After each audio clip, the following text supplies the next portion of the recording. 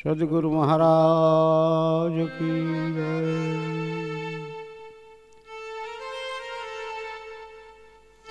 एक घड़ी आधी घड़ी आधीन में पुण्यात तुलसी संगत साधुनी तो पसी मटे तमारा कोटी अपराध। एक घड़ी एक कलाक नहीं हो, एक घड़ी नहीं एमां आधी घड़ी आधी में पुण्यात अर्धा माथी ने अड़धी એટલે પા ઘડી કહેવાય। માથામાં પહેરવાની પા ઘડી નહીં, પા ઘડી ખાલી।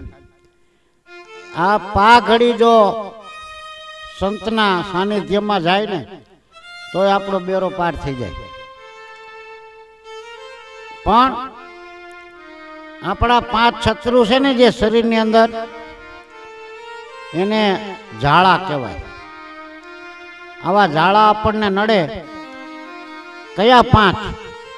કામ, ક્રોધ, મદ, લોભ અને મોહ। આવા 5 શત્રુ છે એ ઝાડાની અંદર જ્ઞાનને અંદર ગરવા ન દે। હજી માન જ્ઞાનની જ્યાં ઓલી થાય ને ત્યાં કામ ઉત્પન્ન થાય, ક્રોધ ઉત્પન્ન થાય। કામ, ક્રોધ, મદ એટલે અભિમાન, મારા જેવો કોઈ નહીં, હું જ આ જગતની અંદર મોટો, આવું અભિમાન આવે। પછી લોભ આવે અને મમતા, મારું, આ મારું મારું કરીને મરી ગયા, તારું નથી તલવાર।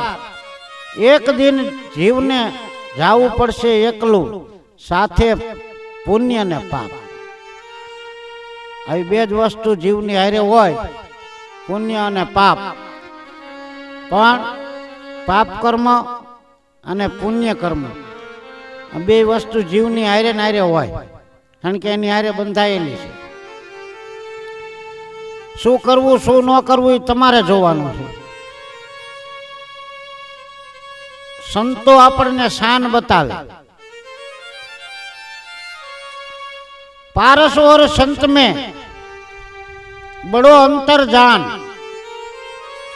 पारस लोढ़ा को कंचन करे, संत बनावे आप समान। पारसमणी तमने मळे ने એટલે લોઢાને હોનું કરી નાખે, પણ પારસ નો કરી શકે, કારણ કે એના જેવું નો બનાવી શકે। જ્યારે સંતરિયાને એની હારે જો કોઈ ભેટો થઈ જાય અને એના સાનિધ્યમાં રહી જાય, એની સેવામાં રહી જાય, તો એને પોતાના જેવો બનાવી દે, પોતાના જેવો। એટલે કીધું છે कि पारस और संत में बड़ो अंतर जान, पारस लोढ़ा को कंचन करे, संत बनावे आप समान। पण जो पारस अडे तो, बाकी जाड़ा में फसाई जाए तो न थाय। आवुं एक गाम, ચોટીલા જેવું શહેર, એની અંદર એક બજારની અંદર એક મોચીની દુકાન। મોચી એટલે આપણા પગરખા પહેરવાના હોય સીવે, આને મોચી કહેવાય। હવે એ મોચીની દુકાન પાસે બરાબર એક સંત નીકળ્યા, રામ ભજન કરતા કરતા મોચીની દુકાન પાસે ઉભા રહ્યા। મોચી બાપુને સીતારામ કર્યા એટલે બેસો બેસો બાપુ કે। બાપુ તો બેઠા। બાપુએ સત્સંગની 1-2 વાત કરી, મોચીને મોજ આવી ગઈ। એટલે બાપુને હારી મજાની મોજડી બનાવી દીધી। સંતને મોજડી મળી ગઈ, સંત રાજી થઈ ગયા। પોતાની થેલીમાં, પૂજાની થેલીની અંદર પારસમણી પીડ્યો હતો। પારસમણી લઈ અને મોચીને દીધો કે લે બેટા। હવે મોચીને પારસમણીને કઈ લાગે વળગે નહીં, એટલે કે બાપુ આ શું છે? એટલે કે બેટા પારસમણી છે તે આ શું કામમાં આવશે બાપુ? એ કે આ ઈ કામમાં આવશે બેટા કે તારા જે આ બધા તું જે સાધન રાખેશ ને લોઢાના, તો કે હા એ બધા હોનાના થઈ જાય. આ પારસમણીને અડી જાય ને એટલે હોનાના થઈ જાય. એમ કે હા, તો કાંઈ વાંધો નહીં બાપુ, પણ હવે કાંઈ હોનાના સાધનથી સિવાય તો નહીં. એટલે કે બાપુ આવડા આ લોઢાને અડાડવું નથી મારે. ઘરે લઈ ગયો. ઘરે જઈ અને એના ધર્મપત્નીને વાત કરી કે આજે એક બાપુ આવ્યા હતા અને એને મોજ આવી ગઈ એટલે મને પારસમણી દીધો છે. એના ધર્મપત્ની કે પારસમણી એટલે શું? તો કે આ લોઢાને હોના કરી નાખે. એમ કે હા, તો કે એક કામ કરો, આપણા દાદા વખતના આખી કોઠી ભરી છે લોઢાની, જૂનવાણી લોઢા. હા તે કે એમાં કોઠીમાં નાખી દો અને આપણે જ્યારે જોતા હશે હોનું ત્યારે આ નીચે જે દાણા કાઢવાનું હોલ રહ્યો ને એમાંથી એક એક લોઢું કાઢતા જઈશું, વેચતા જઈશું. કે તાર ભલે એમ કરીને પારસમણી નાખ્યો કોઠીમાં. હવે જુઓ, કોઠીનો ઉપમા રહીને ઈ આ શરીર રહ્યું ને એ કોઠી છે. માનવ શરીર આપણું રહ્યું એ કોઠી છે. તમને કહું છું, આ કોઠીની અંદર પારસમણી એટલે ખુદ ભગવાન સદગુરુના શબ્દો, એને પારસમણી કહેવાય. એ શબ્દો જો અડી જાય ને તો આ મનુષ્ય સંત જેવો બને. હવે એ જે કોઠી હતી, કોઠીની અંદર પારસમણી નાખ્યો, બીજો દી થયો એટલે કોઠીમાં નીચે એક હોલ હોય, એને દેશી ભાષામાં હાણું કહેવાય, હાણું. એટલે એમાંથી માણસો દાણા કાઢે. પણ આને મોચીને પછી દાણા નાખવાનું બીજું સાધન હશે એટલે આની અંદર નકરા લોઢા ભર્યા હતા. બીજો દી હવારમાં તો મોચીએ ઓલું કાઢ્યું તા તો અંદર લોઢું નીકળ્યું. ત્રીજો દી થયો લોઢું નીકળ્યું. કે બાપુ આપણને છેતરી ગયા. હે બાપુ આપણને છેતરી ગયા. પારસમણી હોય નહીં, અને પારસમણી દીધો હોય તો આવડું આ હોનું ન થઈ જાય. એલા થઈ જાય. ઓકે, વાત હશે. તમને છેતરી ગયા કે બાપુ, તમે કે આવા નાવા રહ્યા. બાપુને મોજડી સીવી દીધી ને કે મેં તો પણ મોજથી સીવી દીધી હતી. કે બાપુને મોજ આવી મને પારસમણી દીધો હતો. મને ક્યાં ખબર હતી કે આ પારસમણી શેખ શું છે? એ વાત હશે તમારી. ખોટું હોય નકર કે થયા વગર રહ્યા જ નહીં. હવે મોચી તો કે ભગવાન ભગવાન ભલે પીડો પારસમણી. આ વાતને 100 મહિના થઈ ગયા. 100 મહિના થઈ ગયા એટલે વળી પાછા એક દિવસ સાધુ તો ચલતા ભલા, પાણી બાંધેલું ન રહે નકર એમાં લીલ થઈ જાય, અને સાધુને એક ઠેકાણે ન રહેવાય નકર સેવકો વધી જાય બધા, એટલે એને ફરતું રહેવું પડે. સાધુ તો ચલતા ભળા. સાધુ પાછા 100 મહિના થયા એટલે નીકળ્યા. બરાબર આ મોચીની દુકાન ને પાછા સીતારામ કરીને ઉભા રહ્યા. ત્યાં તો મોચીની એવી ને એવી દિશા. એટલે બાપુએ સામેથી પૂછ્યું, એલા બેટા કેમ આવું ને આવું બધું રાખ્યું છે? કાંઈ દુકાનમાં ફેરફાર નથી કર્યો? આ બધું આમ નામ કાંઈ પૈસા નથી કાંઈ?